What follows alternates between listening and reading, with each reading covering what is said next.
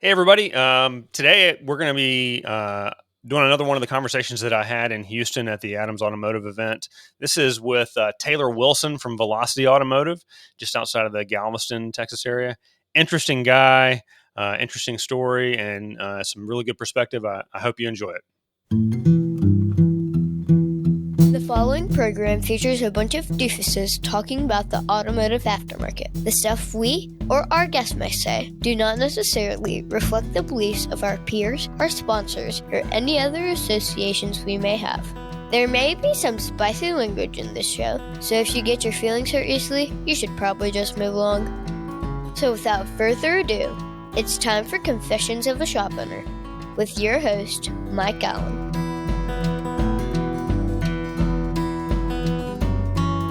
What's up, man? How are you? Great. Taylor Wilson, Velocity Auto Care. Yep. All right. Where's your shop? My shop is in Lamarck, Texas, which most people don't know that town. It's about 45 minutes south of Houston, Texas. Okay. Close to Galveston? Close to Galveston. Okay. I live in Galveston. My shop is maybe 10 miles from home. Okay. All right. Copy that. And how long have you been in business? Since 2005, so this summer will make 20 years. Okay. September of this summer will be 20 years. All right. And how was 24 for you? 24 was a record year. Every year's been a record year, thankfully, for 19 consecutive years. Nice. 24 was probably one of my biggest growth years in the at least in recent history. You know, I had some, obviously, and starting out you'll get some big jumps, but we kind of had been steady, and then this past year I ramped things up quite a bit. So to what do you attribute that rapid, faster than normal growth last year? Well, quite a few things. One, I think the last several years I kind of had been coasting. Mm-hmm. And I say last several years, probably longer than that. We were still, we're working hard. We're there, trying to improve things. But I just recently my first son just turned 3. And it's kind of an interesting thing. You have a child born, you start looking at life a little differently. You start thinking about, providing for a family versus just, living for the day. Yeah, So that definitely shifted my perspective. And, so I've kind of been taking things a little more seriously. So, yeah, we definitely made some changes. But that was probably where it all started, that new focus on, Copy. Yeah. Awesome. So a lot of the people that I've been talking to between our Friday night shenanigans calls and at these meetings that we go to and in my 20 group and everything else, car count is down, and maybe total sales is up, because they've made it up with higher ARO or higher labor rates or whatever it might be. But car count on the whole is down. And I'm hearing that from a lot of really big, kind of prominent operators, in the quiet moments. They'll say, yeah, car count's down. Have you experienced that at all, or are you still growing in that capacity? My car count's definitely up. 2024, it was up from 2023. We'll see if we can continue that trend. But yeah, so it wasn't down for me. No. So how big is your facility? How many bays? I have 7 lifts, 7 2-post lifts, 2 alignment machines, and then 4 flat stalls. Okay. So what's your target car count per day? Do you know? Do you have a specific number? As many as possible. Yeah, all of them. Yeah, so yeah, no, I don't really have a target. We try to get everything in that we can, Okay. Our car count, I feel like for the shop our size, definitely can improve. Hey there. I'm going to tell you about something that has completely transformed how I run my shop, TechMetric. As a 20-year shop owner, outdated systems used to slow us down. Everything was clunky, from check-in to estimate building to customer updates. It all felt just super inefficient. Switching to TechMetric has changed everything. With TechMetric, you get a powerful shop management system that includes DVI, quick and easy estimate building, inventory management, real-time reporting, amazing customer communication, and it's really easy for your employees to learn how to use the software. I'm talking like a one-day learning curve. On top of that, TechMetric has tons of other tools to make you an even better operator. Stuff like integrated payments with buy now, pay later options is a huge asset. Ask me how I know. And recently, they've added a CRM component with their partnership with Shop Genie, which I'm a happy Shop Genie customer already, so I'm super excited about that. Now, obviously, there are a lot of factors at play here, but I want to give you some facts about my business since I made the change to TechMetric. In September of 2020, when I switched to TechMetric, my ARO was $293. In September of 2024, we were $916. That's over 300% growth. Now, I'm not saying that TechMetric created all of that change, but I'm 100% saying that I couldn't have come this far without TechMetric. It's a key factor in our growth and success.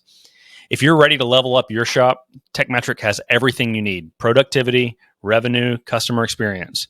Measure up by every measure with TechMetric. Tap the link in the show notes to learn more. I think maybe over the last 6 months, we've kind of averaged around 300. Okay. But, I think 400 to 500 is a goal for me. So right now you're 15, 16 cars a day, you think, give or take? Yep. Yeah. Yep. That's probably about right. Well, so the facility certainly has capacity for more cars. So there's no reason if you can make the phone ring and say the right things to get people to bring their vehicles in, right? That's the idea.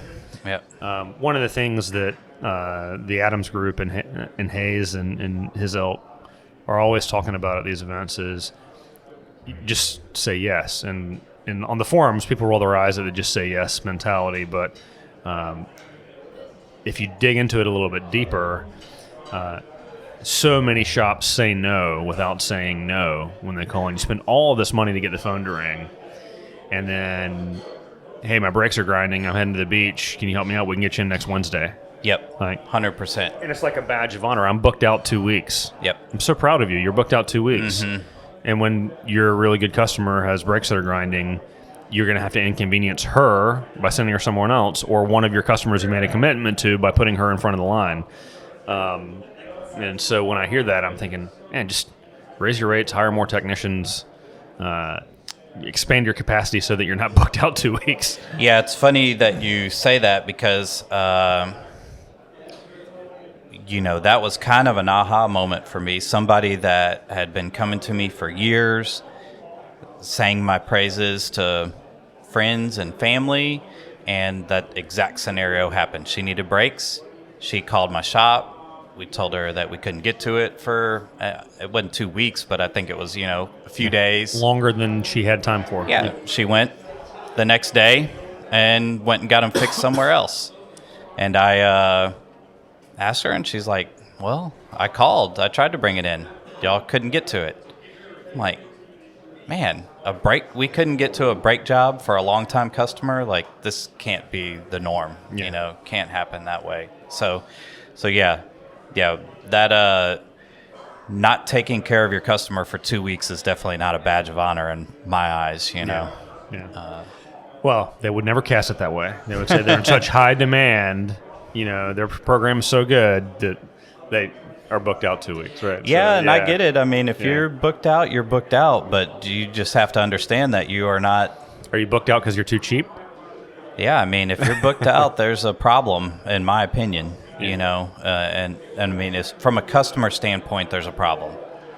So I mean, I've been that shop over the years where just, hey, we have so much, we can't do anything else. But in my eyes, when you're in that situation, it's time to make some kind of adjustment. Yeah. So we've talked several times before. We texted and we've talked online and that kind of thing.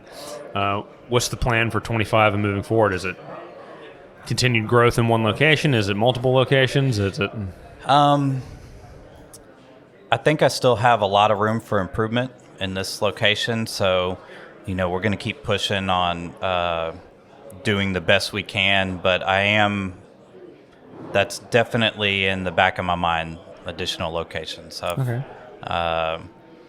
So I don't know if it'll happen in 2025, but I think towards the end of the year is my goal to start really taking that seriously. Okay.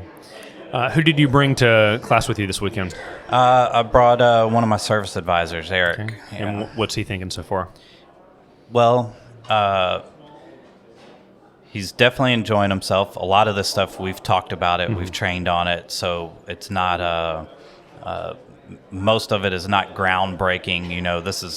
But it's funny how I feel like the advisors. I've heard the analogy of like you could tell your child to do something over and over again, and then somebody else tells them, and all of a sudden they listen. It makes sense. 100%. Yeah. So absolutely. I think there's a little bit of that going on. I could preach this stuff every day, and then they come here and it's a different perspective. Same thing, man. Exact same thing. We 7:15 every morning. The whole team's sitting down and going over the script process and our phone skills and practicing objections and overcoming them and talking about the concept and the desire to just give incredible service to these people so that it just knocks their hair back. They're so impressed with what they get.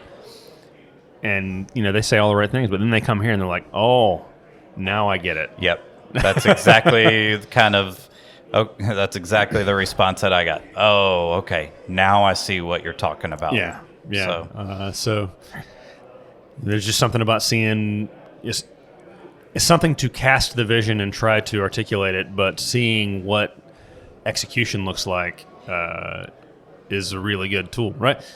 Yeah. Pictures and videos on DVI sells itself, right? Bringing them here to see the concept being executed sells a lot better than just talking about it. Yeah, that's a great analogy. And I mean, and also seeing what's possible. Them thinking that they're already doing it as good as it can be done. Seeing somebody do it better. Oh, okay. I definitely have some improvements. We're all creatures of ego, right? And one of the hardest things to deal with is a service advisor or a technician who thinks they know everything they need to know. Yep. And they're probably not going to make the cut in an organization for a long time if they don't have a heart to continue to learn and improve, right? Yeah. Do you take your guys to like technical training or sales training or anything like that? No, not really. I probably should. I have offered to some of the guys to pay for it, but we haven't really got big into like doing a team event or going to training.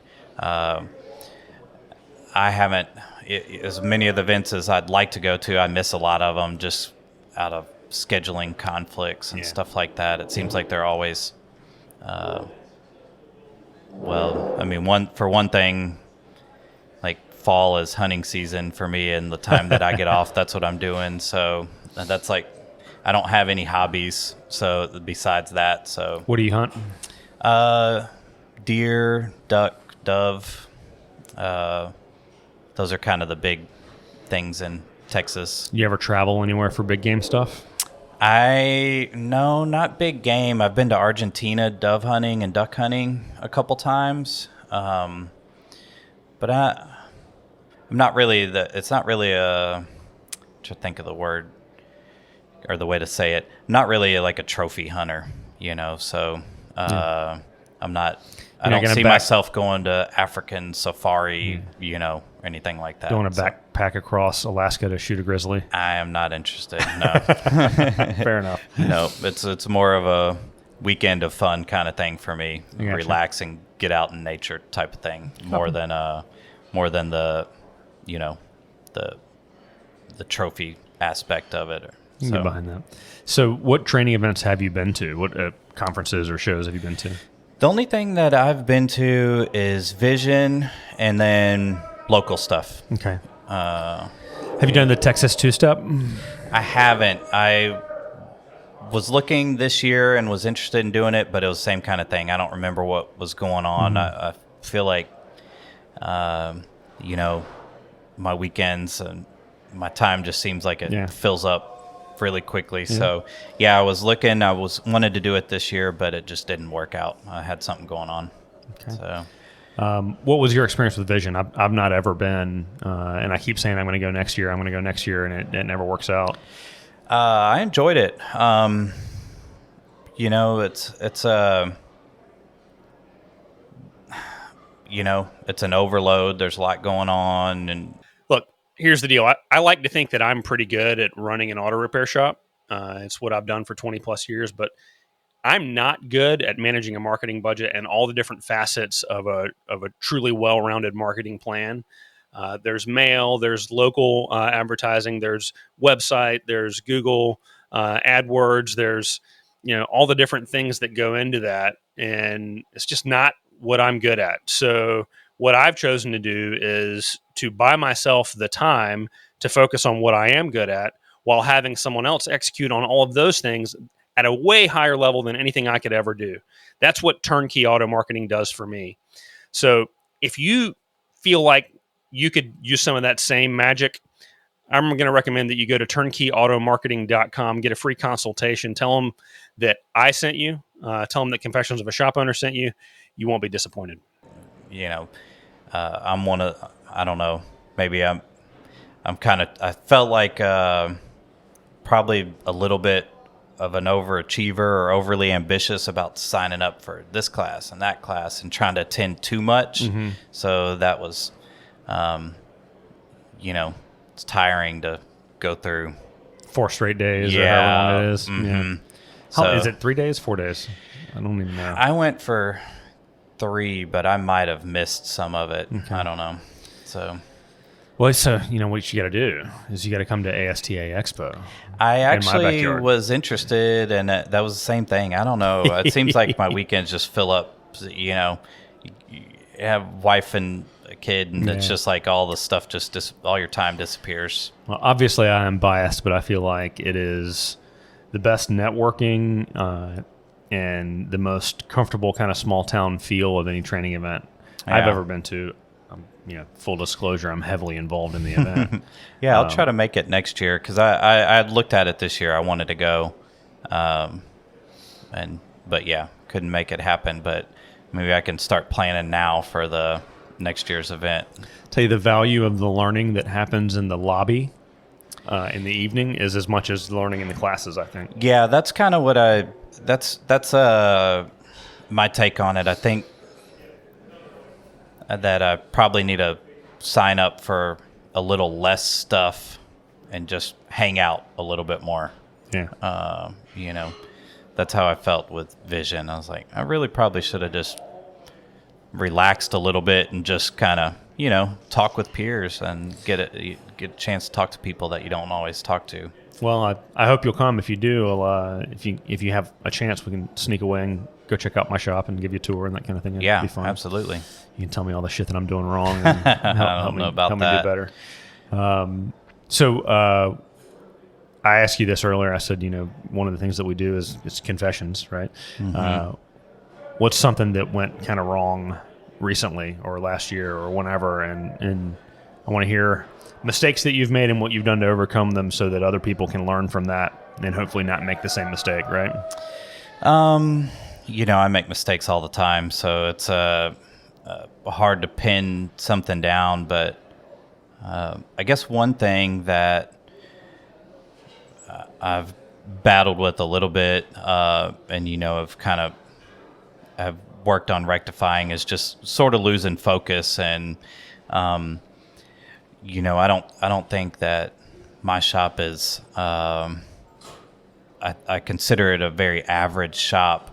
But I have kind of built it up to the point where it's easy for me to not be around and to kind of not pay attention. It just keeps on going, but neglecting it, I feel like things start slipping, and I've let it slip a little bit too much and had to really put some more focus, set other distractions aside and focus on what's going on there. people, when you let problems slide, people start getting an attitude about it, and that can affect everything else. So I think that's one of the big things I've been trying to work on, is really be present, really pay attention to what's going on, what needs work, correcting things early. How much are you at the shop now? I'm at the shop every day, but just about every day, unless I'm traveling or something. So I don't want to say that I'm there open to close every day, but I'm definitely there most of every day. And we're really focused on growth. We're focused on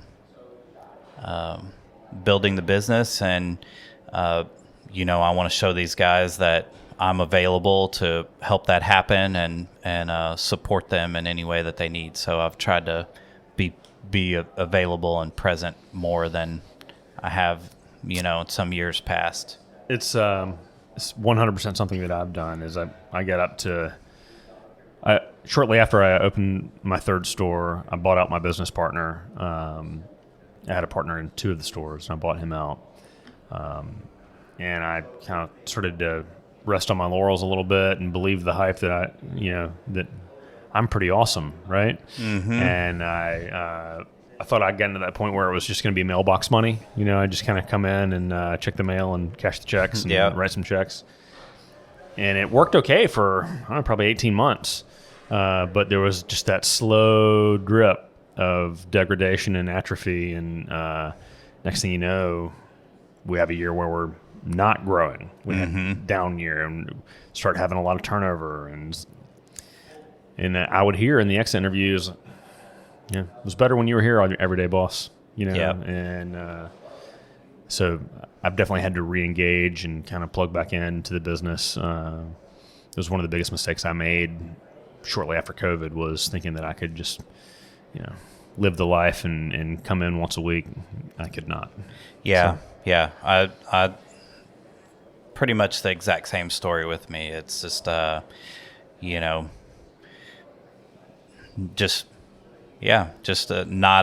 be there, do whatever I want to do, and kind of check in here and there, and that's the exact same thing I got. Like, well, you're not here, so you don't know about this, or you don't know about that, and it's like, I guess I'm not there, so it's kind of hard to argue that. So, and I think that we feel like we set things up that we shouldn't need to be there.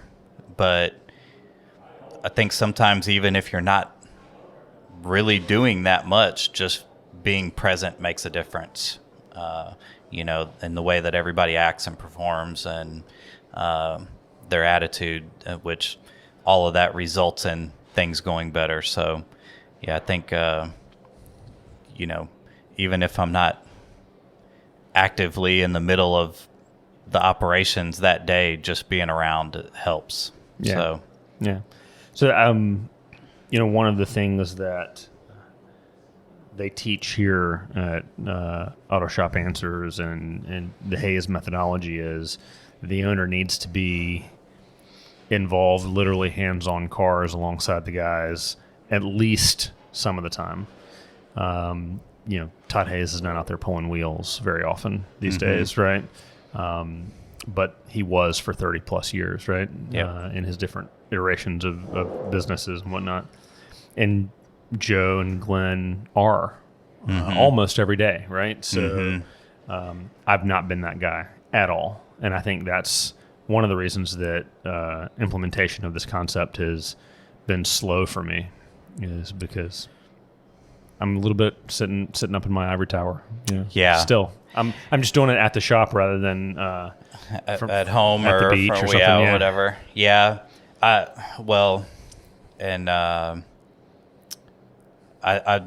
experienced a little bit of that myself, because I kind of would get involved.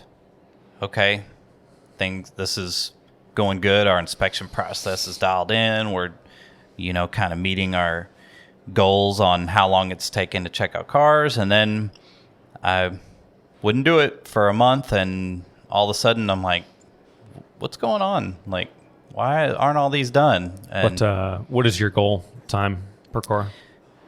We try for 15 to 20 minutes. But it depends. If a car's a basket case, it can take a while, but we were doing pretty good at keeping that. And then, but recently it's been an issue. So How many people do you have on a rack attack to try to get to 15 minutes? Normally 3. Yeah, 3. And that's one of the issues that's been happening as we get busier. People get pulled off, and now it's only 2. And I walk up and there's one guy doing an inspection, and I'm like, this isn't going to work. It's going to take. Hey, everybody. I wanted to take a minute to tell you about the coaching organization I've been involved with for, over 20 years now, Elite. Elite Worldwide, they don't give you a one-size-fits-all solution. They tailor the coaching specifically to you and your shop. They pair you with an experienced coach who is either a current or a former shop owner, and they turn strategies into actual action and accountability and results. Whether it's improving your service advisor's sales, growing your shop, growing to multiple locations, they really have you covered. They've got training for all of those things. Clients of Elite really see results, higher profits, stronger teams, a better work-life balance. If you're ready to take the next step, visit eliteworldwide.com to schedule your discovery session. That's eliteworldwide.com to start working on your business rather than in it. Tell them that you heard about them on Confessions of a Shop Owner so that I get a pat on the back or maybe a box of chocolates or something. That would be awesome. Thanks. So, which that's, as an owner, that's on me. If we need those people, I got to get those people in there. So that's kind of a pressing need for me. That's one of my goals this week is try to find some people to plug in there so that we're not bottlenecking there, pulling people away to keep up with other stuff. So yeah, we can't get under 20 minutes with 3 people. So it's like, but we also, it's a conversation that we've been having over Slack during the course of this meeting because, the advisor who's here is an active part of the rack attack crew every day that he goes to work, right? And our policy includes we want pictures all the way around of every vehicle and the dash and the oil sticker and all 4 tires. And so we're like 20 plus pictures in every DVI on stuff that's green, right? Yes. We do the same thing. Yeah. We're taking a lot of, I don't know if it's as thorough, but we are definitely doing a full inspection report. And that's something that I've been on the fence about a lot because I see the value in that. Yeah. Because you establish a baseline of how it's been over each visit. And correct. It's a little bit of CYA. If the customer says, it wasn't like that before and you have a picture of it, then it was. All the reasons that we all know to do that. Yes. But if the name of the game is find out what's wrong with the car and let the customer know as quickly as possible, then, you're going to, if it's 30 cars a day, 250 days a year, and you're saving 5 minutes per car, that's a lot of time that you've saved, and that time that you've saved is going to pay for a couple of the 1 or 2 instances that it is not having that picture as a problem. Right? Yeah. And then the other thing is how much value does the customer see in that? Is it worth the extra time for them to feel good about that full report? Does it help in the sales process, seeing a bunch of good things that don't need attention, so those definitely all thoughts that I've had. And, our immediate solution that we're going to do is we're going to have 2 crews running rack attacks simultaneously is kind of what my plan is. We're going to see how that works out, but that's, we've dabbled with that and we've fallen back off of it because, frankly, because I haven't hired enough people. Yeah. That's going to be the challenging part. I'm going to have to. There's so much payroll. Yeah. So, 5 days a week. 5 days. We're planning on going 6 next month. Okay. How's the team feel about that? Mostly everybody is okay with it. I mean, obviously I've got some guys that are not willing to work on Saturdays, and that's fine. But a lot of my team was open to it. So it didn't really. I mean, I found that the team that I bring here that see this organization and go through this course, they're like, yeah, we should be open on Saturdays when we go back. And the ones that haven't yet been here are like, I don't work on Saturdays. Yeah. So yeah. But at the same time, I bet those technicians that don't want to work on Saturdays, if you gave them a $10 an hour raise, they'd probably be okay with working on Saturdays. Yeah. Some of them. Most of them. Yeah. Yeah, and even my some of my technicians that were not willing to do it said, if you need me to fill in here or there, I'll do it. So I was kind of, I was, for the most part, I was pretty, grateful that it seemed like everybody was at least willing to contribute somewhat, even if it wasn't, I'm not working every Saturday, but if you need me to fill in for somebody on vacation or whatever, I'll do it. So I think it seemed like everybody was pretty open to it. So I'm excited about that. It's a lot of extra days a year. And, we get that question all the time. Are you open Saturday? Are you open Saturday? So if you poll your best customers and you say, name 3 things that we could do that would make you like us even more. Number 1 is always going to be charge less. Number 2 is going to be open more. Mm-hmm. Right? And 3 will be a variety of different things, but it's always charge less and be open more. Yeah, be available. Well, I'm not going to charge less. So Yeah. No, I think it's a huge thing. It's a lot of those people work Monday through Friday. It's a pain to deal with. Even if it's just dropping a car off or picking a car up, even though we try to make an effort, with drop boxes, and we have lock boxes to lock keys if they want to pick it up after hours. A lot of people don't want to do that. They want to talk to somebody when they drop their car off or when they pick their car up. Yeah. So, I think, or answering the phone when they call. So I think, I think it'll be good. We were open on Saturdays. I can't remember how many years ago we stopped. Like maybe 8 or 10 years ago we closed. But we were open, I think 8 to 1 or 8 to 2. And I think that half day Saturday, it's like either do it or don't do it. Yeah, it kills your weekend either way. Yeah. So you might as well be there and, make it a full day. But so my whole thing is that Saturdays are terrible for all the reasons that we've all talked about if you have a shitty inspection and sales process. Yeah. If you have a good inspection and sales process, then Saturdays are boom time. Yeah. And we just had our 3rd Saturday since we reopened, and revenue numbers don't really matter because they're not comparable across the way. But car count has been blown out every Saturday, and it's been one of the better days of the week every Saturday so far. Yeah. So I've talked to a couple of. I've been interviewing a few people and that are from big chains, and it's interesting to me because obviously one of the things that I'm going to want from them is to work Saturdays. And when I say, are you open to working Saturdays? A lot of them have said, well, yeah, that's one of the busiest days. Yeah. And I'm like, man. They come from a dealership or a chain. They're used to working on Saturdays. They're just happy they don't have to work on Sunday. Yeah, right? That's pretty much what I've gotten. Yeah. Is I don't have to work Sunday, or I still have 2 days off, because that's our plan is still 5 days, 5-day work week. So a lot of them are like, so I get 2 days off still?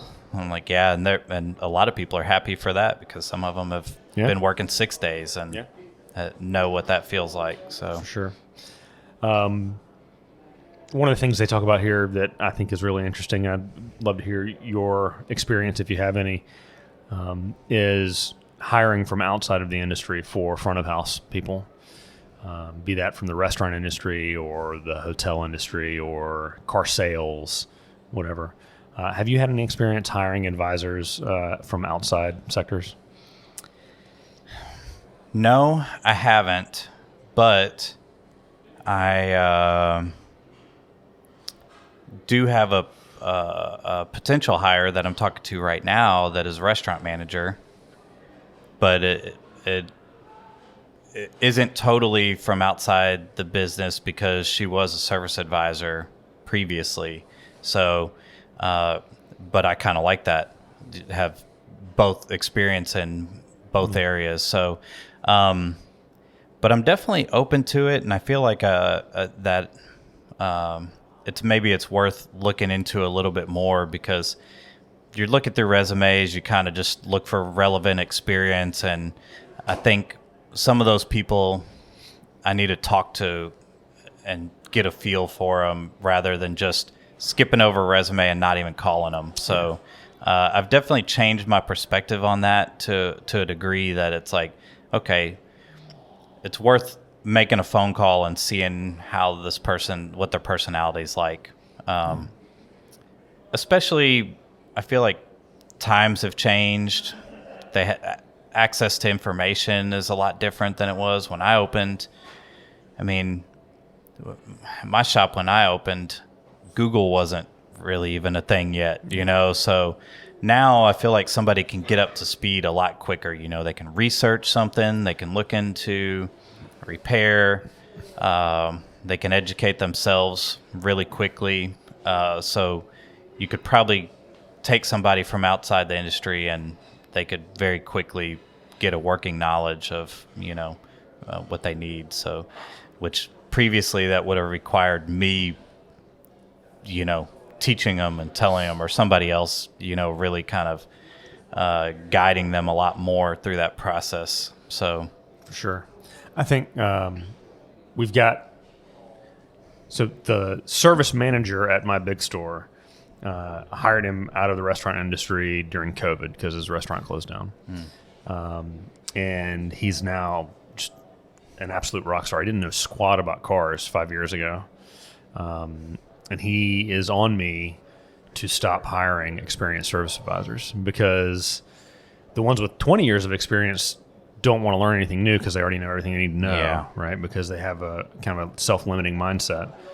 And they just have all these bad habits that it takes a long time to break and retrain, or they won't retrain, and then you got to just start the process over again. So he's going at me pretty hard about hiring from outside industries. Yeah, I don't disagree with that. It's I think all of us get stuck in our ways to a certain degree, but some of those guys with a lot of experience, especially if they were good at their job, or if they were the best advisor at their last job, it's hard to tell them, hey, a bunch of this stuff you're doing, that's not how we do it here. Whenever they feel like that's what made them successful. So I think the key is to start off the conversation with, look, service advisor Billy, you're an idiot and everything you do is wrong. Is a great way to lead and build rapport with your team for training. Well, that's the funny thing about that is I don't really ever have a problem with people telling me that. So, That's certainly the way that my father led me. They tell me that. I'm like, well, you might be right. Let me hear what you got to say. Because I've been proven wrong plenty of times.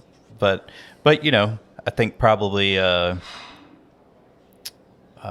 good shop owner is going to try to keep an open mind about a lot of things. At least I feel like, I'm always willing to listen to a perspective, and even if I don't agree with the whole thing, there's something to learn from everybody. Yeah. So awesome.